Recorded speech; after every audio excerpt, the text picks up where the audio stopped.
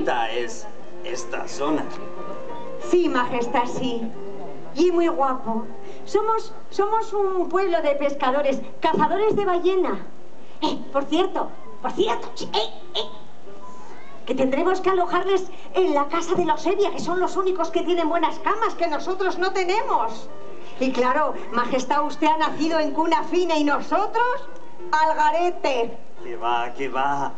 Eso que me decís es del todo equivocado, pues yo nací en un excusado. O como vos decís, un retrete. ¿Oh? Sí, pues después de un gran banquete, celebrando una gran fiesta, mi madre fuera indispuesta a evacuar al dicho cuarto. Y lo que creyó un apretón era que estaba de parto. Y así nació un mocetón, al que puso de nombre Carlos. Ah, vaya por Dios. Pues no es usted el único que ha nacido así. ¿No?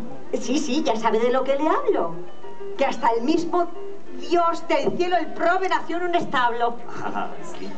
Recordaré para siempre cómo nos habéis recibido.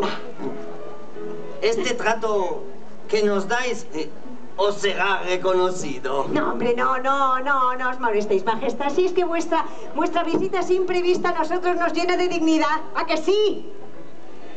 Así todo, nombraremos esta zona con título imperial. ¡Ah! ¿Será la Villa Marialla la primera en alojar a quien será el rey de España? Bueno, nosotros íbamos hacia Laredo. ¿Ah? Y arribando aquí me hallo. ¿Ah? En las costas asturianas del concejo de Mariallo. He de confesarle, señor, y reconocer que cuando vimos tantos navíos, la verdad que nos entró un gran temor, ¿eh? Comprobaréis, buena mujer, que somos gentes de bien. Traemos prosperidad a este hermoso lugar. ¿Queréis conocerlo, Majestad? ¿Perdón? En su compañía. Hombre, claro está. Será un honor. Ahora pues vamos. Vamos. Al alcalde, no te salgas. Al alcalde.